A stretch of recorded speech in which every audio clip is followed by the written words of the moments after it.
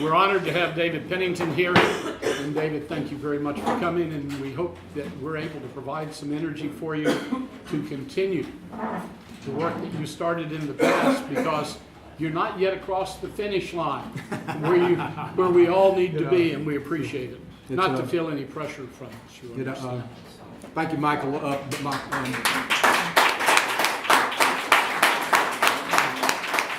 If my wife would object from the standpoint, she didn't think I need any more energy. I can tell you that. She wishes I had a whole lot less energy. First of all, it's great to be back among friends or whatever. And I think, most of you, if not all of you, thank you for the support that you gave our effort last year. It was fun, worthwhile. After it was over with, I was in Kroger and Dalton, and a lady came up to me and said, "I supported you. I'm so sorry that you failed." I said, "We didn't fail." And she said, "What do you mean you didn't fail?" I said, "You didn't fail until you quit." And I can tell you, we haven't quit. And listen to that talk on Cobb County. This is what concerns me about my effort from Dalton, Georgia. I said it during the campaign every time I came to Cobb County. And I know Cobb County well because my wife's from Cobb County, my children were born at Kennestone Hospital, my in-laws still live in Cobb County, and I used to love reading the Cobb County newspaper back when I was younger because I knew I was at home in Cobb County. And I said, if we lose Cobb County in Georgia, we've lost it in the state, because Cobb County's always been the beacon of limited government in Georgia. And I'm extremely concerned about what's happening in Cobb County. So, sir, keep up the fight. You hadn't failed until you quit. Don't quit.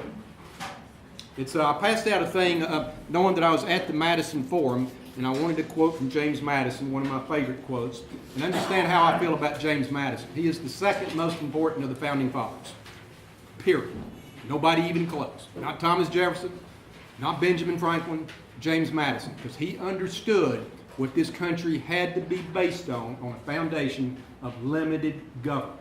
He's the only one of that group that really understood that and believed that. I say it's second because obviously George Washington, the great man that he was, but he didn't believe in limited government to the extent that James Madison. But being a Georgia graduate before Jan Kemp, I have to boil it down to something I understand. So I took what he said in his Princetonese and turned it into my Georgian way of saying things, which is government is a necessary evil. We can't do without government, but we better be controlling that evil. And that's really the basis of what I want to speak about today, which is this so-called economic recovery. And most of the people that think we're under some great economic recovery, and I'm going to talk about national first before I boil it down to the state level, is the fact they're coming from one of two things. Either they believe in the spin that they're getting from your politicians that our unemployment rate has dropped so much. Well, first of all, you have to understand where the unemployment rate comes from. It's meaningless now in this country. It doesn't mean anything. Look at the employment participation rate, which is still at record lows, back to 1979 levels before women really entered the marketplace in droves. We're still hovering around 62%. Georgia's in the 50s. So our country still has not gone back to work. Secondly, people hear about all these jobs we created in America and in Georgia. And of course, government's saying they created them. I don't care who created them. Understand where that number's coming from. It's coming from an employer survey. So when you call the employer, they ask the employer, how many jobs have you added? And let's say that employer says we've added 3. They counted just 3 jobs. And then you call from the unemployment number, they also do a household survey. And you call the lady in the house and say, do you work? I do. I work a part-time job at Walmart with no benefits. I work a part-time job at Home Depot with no benefits.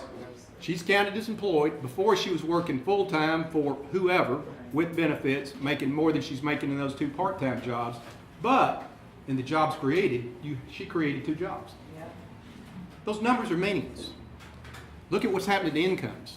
They're still stuck, growing barely at 2%. Look what's happening from a productivity standpoint. That's how we make more money. If we're not more productive, and small business people understand that. Government people and giant businesses don't always understand that. If we don't become more productive, we can't make more money. Productivity in this country last quarter was a negative 1.9%. It was negative the quarter before that. That's only happened 3 times in the last quarter of a century. Our productivity numbers from 2010 to 2014 are the worst since the 81 and 82 recession. We're not very productive. One of the reasons is businesses, and I mean large businesses, are not reinvesting in new processes, new machinery. What are they doing with it? They're out borrowing money at basically 0% interest rates, buying back their stocks, pumping up their per share profits, and taking bonuses for that. Look at the handout that I gave you. I wanted everybody to see that, and there's two things that are operative on that. First thing that's operative on that, if you read down in it, is the fact that it's in paragraph 3. The S&P 500, which is our 500 most important, largest corporations in America, is on pace to report a first quarter revenue drop of 1.8% compared with the year prior. A growing economy? How can our 500 largest, most important corporations report a revenue drop? I'd say the economy's not doing that well. Now, if you ask your neighbor who owns a small business, how's he doing? Or she doing? She might say, I'm doing really well. Because I can tell you my business, particularly since I've spent full time with it now for the last year, is doing really, really well. But I wish it's because I was so smart. It's because most of my competition's gone away. And the small businesses are doing well. That's what's happened to most of them. It's not because we're so smart. A lot of them went away in a bad economy, and they haven't come back. So when you look at nationally from the standpoint of what's going on in this country, we're not doing well economically. And what's scary about that is we're basically at 0% interest rates. We have been pouring funny money into this system. And we're still at record low employment participation rates. Our largest, best corporations' revenues are backing up. I'd say we're not doing all that well. This is 6 years into a recovery. Can you imagine? Can you imagine what the next recession is going to look like? This is it. I'm afraid what you're looking at is the best you're ever going to see at the rate we're going. And there's two reasons for that. Number one, which is the most important reason, is from a regulatory standpoint. We got regulations coming out the yin-yang. During the Obama administration, he set the record in 2 different years of adding over 80,000 new regulations on the American economy. And in the book, the registry, the book of regulations, this fictitious book, it's been raised. The last time it was cut was during Ronald Reagan's presidency, where he cut it 31%. Last time it was cut, he cut it 31%. And not coincidentally, the economy grew by 30% during that time. But the most important reason why this economy can't get off dead center, and people don't realize the importance of small businesses. Small business generation in this country has declined now for 40 years, and it's now gathering steam. Because the people that are hurt most by regulations are small businesses. Taxes are separate. They hurt us too. But if you want to look at what the country is becoming, and what the state, which I'll talk about in a minute, is becoming, as I think about the Broadway play, Don't Cry for Me, Argentina.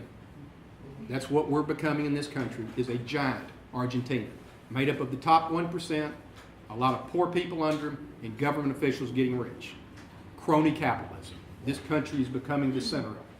When I think about, the one thing that you don't have, and Jim, I love you being here, whatever, because I've always been told you talk about too many numbers. Nobody cares about those numbers. You care about the numbers. But when I see your presentation on the Braves Stadium, there is something that you left out on here that I think you need to put in bold down here, because there is a huge economic return coming from this Braves Stadium. I noticed in the Wall Street Journal a few weeks ago, they rated baseball franchises, on their net worth, or what they're worth. The Braves went from $800 million to $1.2 billion because Cobb County taxpayers are building them a new stadium. That's right. Now, when somebody tells you from government they're making an investment, first of all, they can't invest. Cobb County taxpayers are not making an investment.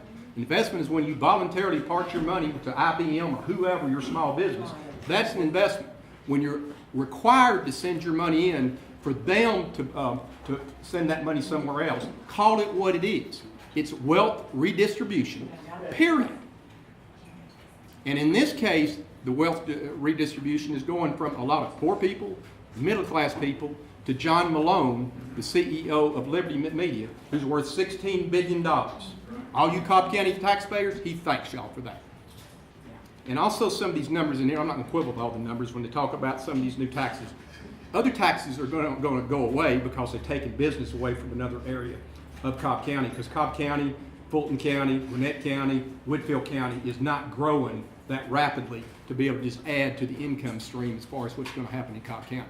But make sure the politicians call it what it is, because they talk about Obama and the Democrats, income redistribution and wealth redistribution. They're doing the exact same thing. Except even worse, they're taking it from people who can't afford it and giving it to John Malone, who's worth $16 billion. He thanks you for that.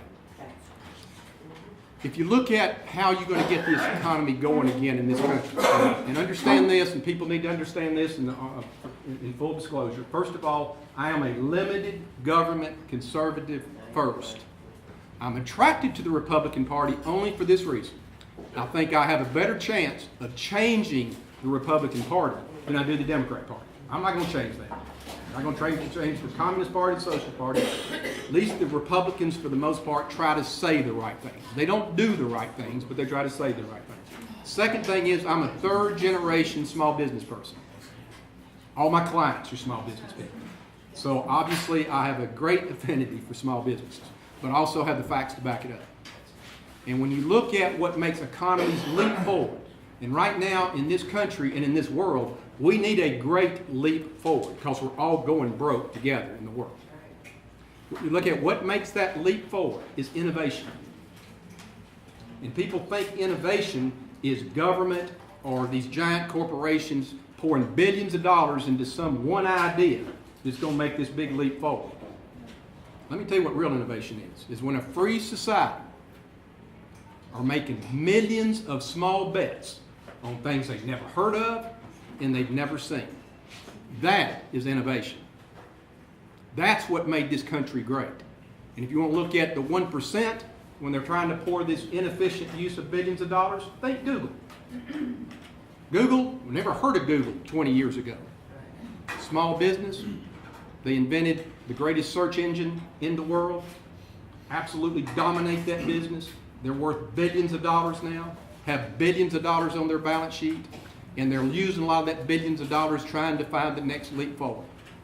Today, almost every nickel of profit Google makes comes from that original invention of the search engine. All this other stuff, driverless cars and all these other crazy things some get involved in, they're just losing money with that. So when you have to pour all that money into one investment, that's not a very efficient way of doing it. And we know that looking historically of what really made this country and this world great, free market capitalism. It's all these entrepreneurs, all these small businesses, making all these millions of bets that we never heard of, we never saw. That is innovation. And we are penalizing small businesses more than we ever have in this country. Small businesses cannot be crony capitalists. And if you look at over the last 5 years in Georgia, what's happened in Georgia? Now, we've attracted all these companies, supposedly. Why aren't we getting rich? Median income in Georgia has dropped 16% from 06 to 2013. Why aren't we getting rich? We got Mercedes coming. If you look at the last 2 years in entrepreneurialism in this country, from the Kauffman Foundation, who tracks that, we've had 2 years of backing up. Small business formation has dropped 20% over the last 40 years. And what small businesses are being formed, they've gone from an average of 4.8 employees to 3.6 employees. They're not as big or as successful.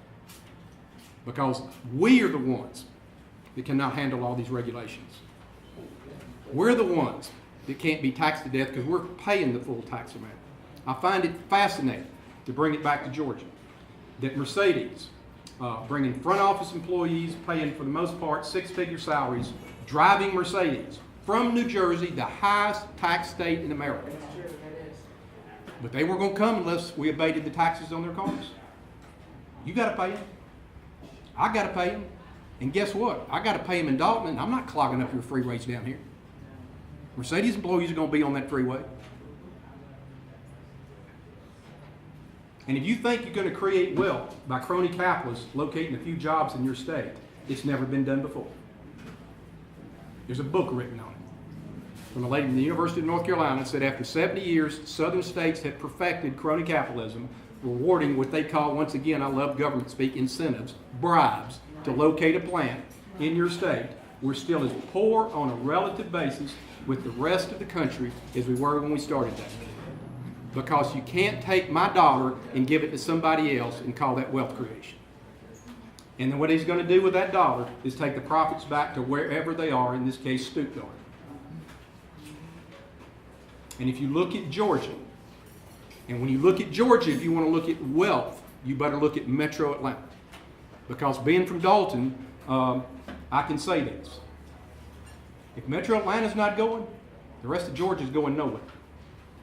Metro Atlanta is about 70% of our GDP, but only half the people. So let's look what's happening in Metro Atlanta. Gwinnett County, which at one time was one of the richest counties, or still is one of the richest counties in Georgia. Their children in poverty and free and reduced lunches in their school system has gone from 2002 of 21% to today 52%. No way.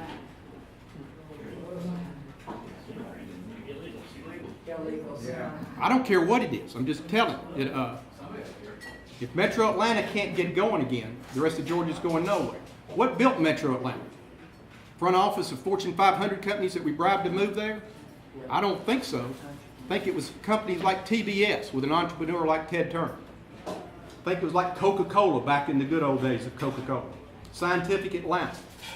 I can remember Cobb County when it was full of nothing but entrepreneurs. Small businesses, medium-sized businesses all over Cobb County. And what happens when small businesses and entrepreneurs go away? Free market capitalism, freedoms go away, because we are the most independent people on earth. That's why we're small businesses, and we started our small businesses to begin with. Corporate bureaucrats, they're looking to be crony capitalists for the most part, and they're happy with that. And in Georgia, we've now been governed for 12 years by Republican governors. And let's just take the latest legislative session. Once again, this is our third straight year of tax increases. And we're told we have to increase our gas tax by 35% because our roads are crumbling. Yeah, right. 26 cents. Well, I don't argue the fact you've got to have good infrastructure. But how did we build all those roads on less gas tax to begin with? We can't even keep them repaved with much higher taxes. Well, I'll tell you the reason why we can't. It's because the government has become so large, the few things we expect them to do, they can't do anymore. And under the Republican rule, more so than the Democrat rule before them, we've made these offices and a lot of these appointees nothing but political patronage. And not a better example of that than last Friday. We are spending $900 million new dollars on the DOT, going from a little over $2 billion to over $3 billion a year we're going to spend on roads. The most difficult thing to solve in Georgia is the traffic issue around the Metro Atlanta area. 6 years ago, I think it was, Sonny Perdue, because he didn't like the way the DOT was being run, he got the legislature to change the law where he got to appoint a planning director for the DOT that reports direct to governor. He appointed a guy by the name of Todd Long, who's a transportation expert, deep into that. Well, who did we just appoint Friday? By Nathan Deal. Jay Roberts, a legislator from South Georgia, O'Sullivan, who shepherded this ridiculous transportation bill through the House, got it done. Now, what in the world does he know about traffic problems in Atlanta, Georgia? I'm sure he's a nice person. And number one, if we're going to use those six-figure jobs for that, we'd be far better off just abolishing the job and sending the money back to the taxpayer. Period. Not political patronage jobs. If you look at where Georgia's heading at the moment from a crony capitalist standpoint, everybody's up in arms because why did we lose the Volvo plant? I couldn't care less. That Volvo plant was not going to create any wealth in Georgia, period. It's going to provide a few more low-paid jobs, $13, $14 an hour, period. If we don't get small businesses in Georgia going again, real investment going in Georgia again, we're not going to turn this around. We're going to continue to get poor, particularly in the Metro Atlanta area, who is our engine. But if you look outside the Metro Atlanta area, we're not going to locate a Mercedes front office or Newell Rubbermaid front office or whoever's front office into South Georgia, North Georgia. They're going to be in the metro area. And if you think it's slow here, go across Georgia. You can see what slow is. A lot of cases, they're beginning to look like third world countries. And let me tell you what a 35% gas tax increase is going to do for Dalton, Georgia. Nobody's going to buy gas in Dalton, Georgia anymore. They're buying it in Chattanooga. Right. Ask Augusta, Georgia, who has been devastated down there because South Carolina's gas tax was already only 16%. Nobody buys gas in Augusta, Georgia anymore. And with this latest 35% increase, there's a convenience store operator down there said there will not be a new convenience store built on the South Carolina, within 40 miles of the South Carolina line in the next 20 years in Georgia. Nobody's talking about the hotel motel tax or what it's going to do for the border areas. They're talking about what it's going to do for Atlanta's tourism or Savannah's tourism, which won't be good. It's going to devastate hotel motels in Dalton, Georgia, Valdosta, Georgia, Columbus, Georgia, and Augusta, Georgia. They're going to stay across the state line. We're already seeing that. They're not stupid. And what we've got to be about is, are you truly a limited government conservative, or are you just part of the Republican club? I don't need to be in more clubs. That's right. And if you're truly a limited government conservative, quit railing about the Democrats. We know who they are. We know who they are. Our only chance is to reform the Republican Party of Georgia. Period. And if we can't do that, we have no hope. We're going to continue we're already the poorest large state in America. That's occurred over the last 12 years. We're well on our way to becoming the poorest state in America with what you see going on all around you. Just like when you look at the Medicaid expansion now, that the governor, he was against it, now he's for it. Oh, yeah. But he says, we're not going to do the traditional Medicaid. We've got another idea, whatever, a free market idea. Now, I don't understand how the free market when you take federal government money and give it to crony capitalist insurance companies. And this is the last thing that I want to point out in this thing. Look at the top on revenue growth in the first quarter of this year. Healthcare. Yeah. Who's made out like bandits on Obamacare? Giant health insurance companies and giant hospitals. Period. Oh, hospitals are well started. And they just merged. And keep in mind how these giant health insurance companies were created to begin with. During the Bush administration, with a Republican Congress, they approved almost every one of these mergers. Into all these smaller health insurance companies all over America, including Blue Crosses, being combined into 4 giants. Now, all 4 of their revenues, they all last quarter, the last one joined them, over 50% of the revenues are coming from government programs. These aren't private companies. They're crony capitalist companies because they're really controlled by government, while their CEOs and stockholders are raping millions and millions of dollars a year from taxpayers in America. And now we're talking about a Medicaid expansion in Georgia to use that system to reward crony capitalists in Georgia. I'm not for it either way. By golly, I don't want to give it to the crony capitalists. I can tell you that.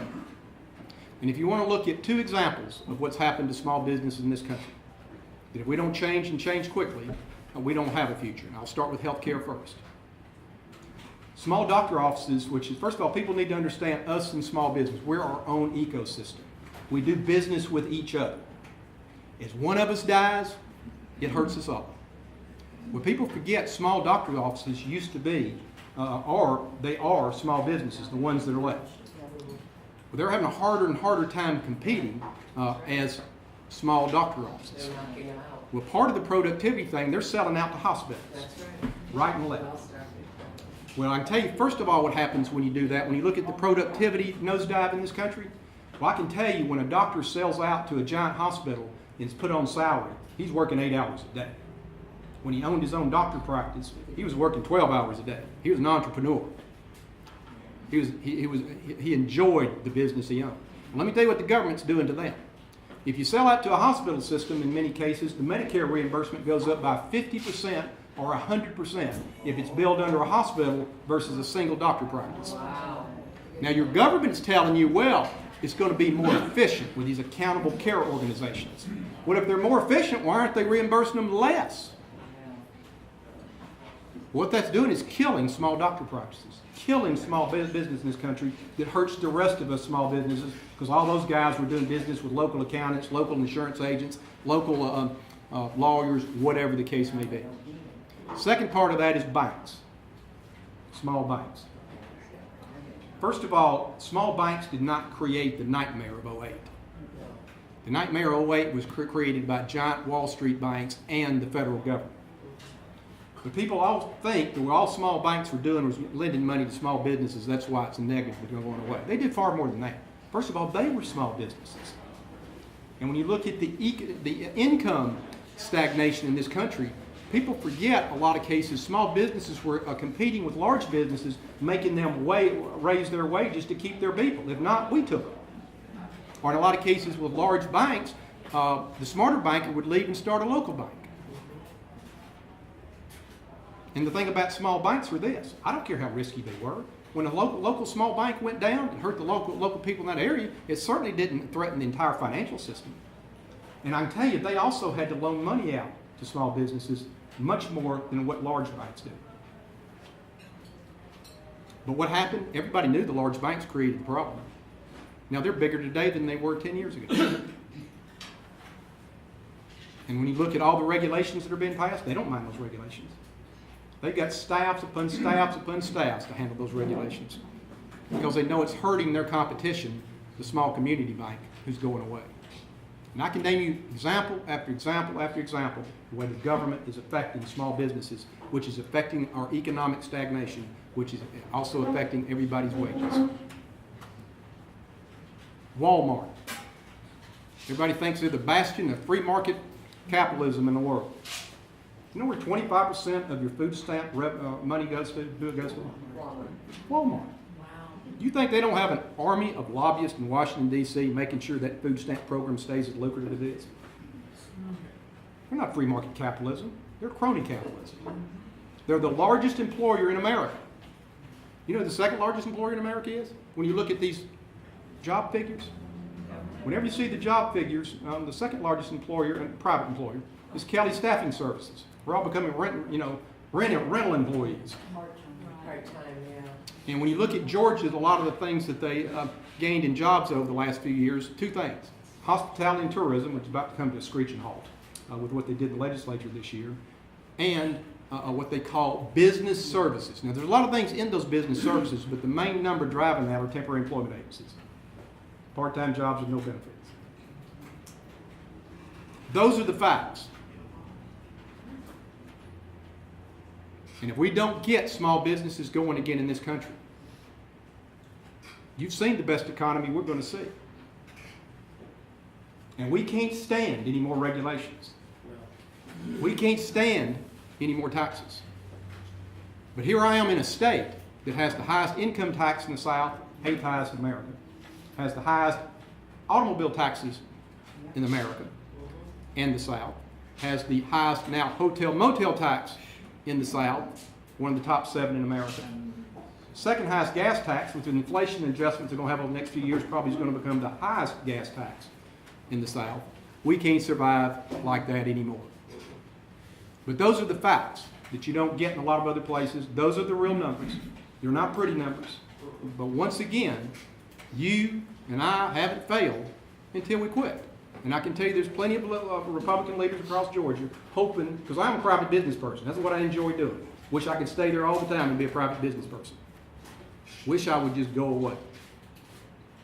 But I'm not going to go away till it's over. Because we can turn this around. As Cobb County has got to lead the state of Georgia, the state of Georgia has got to lead the rest of the country. So don't give up. Thank y'all.